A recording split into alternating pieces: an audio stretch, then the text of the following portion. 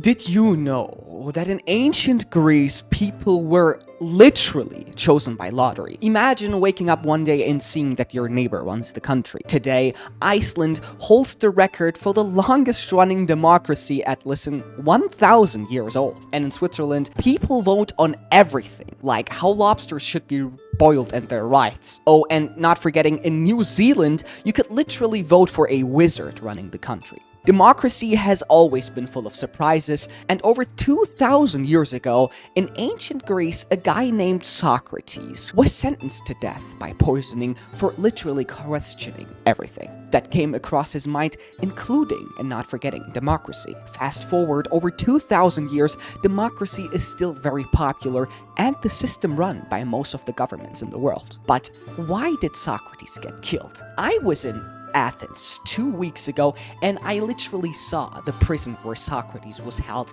and then finally killed. I thought to myself, what did he say and think that was so controversial? And why was he accused of corrupting the entire youth in Athens? First of all, let's start with some important definitions. Democracy means rule by the people, derived from ancient Greek. In Athens, it was direct. Citizens made decisions themselves, though women, slaves, and the poor were excluded. What we call democracy today often isn't what it claims to be. Autocracy, on the other hand, means rule by one. Historically, kings now expanded to include modern regimes like China's dominant system. And you probably know what's going on in modern times, the fight of democracy versus autocracy, the West versus the East, or some may even say good versus evil. It's a battle we're told defines our world. Leaders, media, and academics often plant and paint democracy as the good guy, battling authoritarian regimes for the soul of humanity. But is this narrative true? Does democracy work the way we think it does? And could other systems actually do some things even better? But in practice, both systems are more complex. Socrates, the father of Western philosophy, he's often portrayed as a lover of wisdom, a man who believed in questioning everything, but his thoughts on democracy, surprisingly critical. Now wait, let me get one book. In Plato's The Republic, Socrates argues that democracy can lead to chaos. Why? Because it hands power to people who may not be qualified to make informed decisions. Now, Socrates had a very simple explanation and a nice mind game. Imagine this. You're on a ship sailing through a dangerous water. Who would you trust to steer? A trained captain or a random passenger chosen by vote? Socrates believed governing a society should require expertise, not popularity. Think of modern elections. How often do we see candidates winning because of charisma rather than incompetence? Fast forward to the 20th century, a famous guy named Winston Churchill, a leader who faced the horrors of the Second World War and the weight of governance, famously said, "The best argument against democracy is a 5-minute conversation with the average voter." Harsh, isn't it? But what did he mean? Churchill wasn't advocating for dictatorship. Instead, he pointed out democracy's vulnerability, its flaws. The lack of education and awareness among voters is only as strong as the people who participate in it. Consider recent events where misinformation campaigns influenced elections. Churchill's words feel more relevant than ever now. Let's bring this to the 21st century. Social media has amplified voices but hasn't necessarily improved the quality of debate. Decisions are often driven by emotions, headlines, and popularity contests rather than rational, informed choices. Here's where Socrates and Churchill's ideas collide with modern reality. The flaws they saw: uninformed voters, short-term thinking, and emotional decision-making are even more visible today. How many times have you seen a social media post sway public opinion with no real evidence? Ancient Athens, often praised as the cradle of democracy, also saw its flaws. Remember the trial and execution of Socrates, also written in this book. A democratic vote decided his fate. This wasn't justice. No, it was a mob rule disguised as democracy. And in more recent history, we've seen how populism, the exploitation of emotions, has sometimes led to disastrous decisions. It's a reminder that democracy needs safeguards against impulsive, uninformed choices. But democracy has its strengths too. It's given a voice to the voiceless, sparked revolutions for equality, and fostered innovation through collaboration. Churchill himself admitted democracy is the worst form of government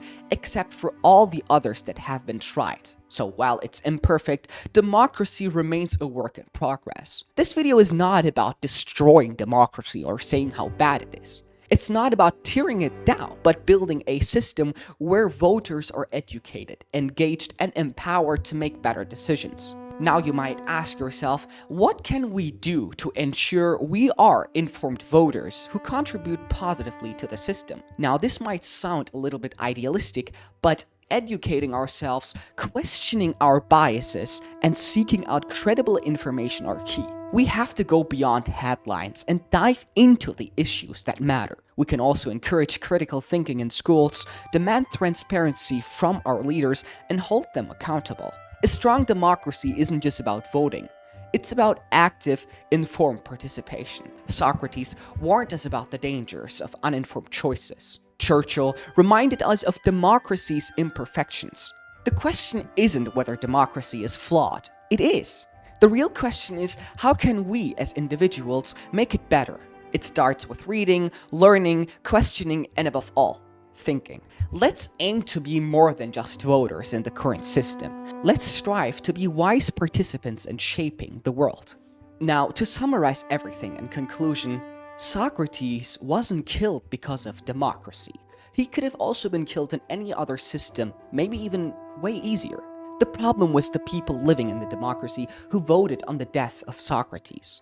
What does this tell us about ourselves? It tells us that we need to improve as people.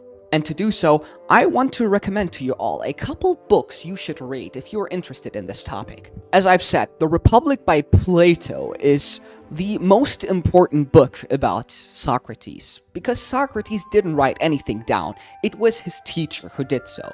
And Plato was the teacher of Socrates, Socrates the teacher of Aristotle, and Aristotle the teacher of Alexander the Great.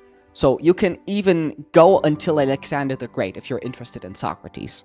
Letters from a Stoic by Seneca, also a very wise philosopher who also wrote about, let's say, who was also persecuted and killed the same way as Socrates. Meditations by Marcus Aurelius, written by Marcus Aurelius, the Roman emperor at the time himself, who is considered to be one of, if not the best Roman emperor of all time. Now, there's some very wise philosophy in this book.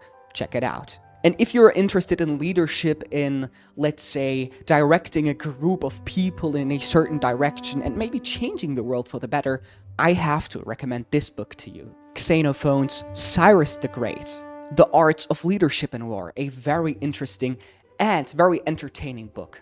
Now, there are also some books from Ryan Holiday that I like, a complete series of Stoicism. There. Right Thing, Right Now, we have The Daily Stoic, Courage is Calling, we have Discipline is Destiny. All of these books are very great if you're interested in Stoicism and also these kind of mindsets of the ancient Greek philosophers. Check these out too. Now, I want to thank you for watching this video until the end. This was my first video. I'm sorry if there are some flaws in this video. I'm still learning, and I hope I can deliver more interesting and nice videos. That said, write in the comments what you would like to talk about in the next video. Philosophy, politics, history, or maybe astronomy. I don't know. We can talk about literally everything. I'm very interested in all topics. And I wish to see you guys all again next time in the next video. Don't forget to subscribe, leave a like, and I'll see you all next time.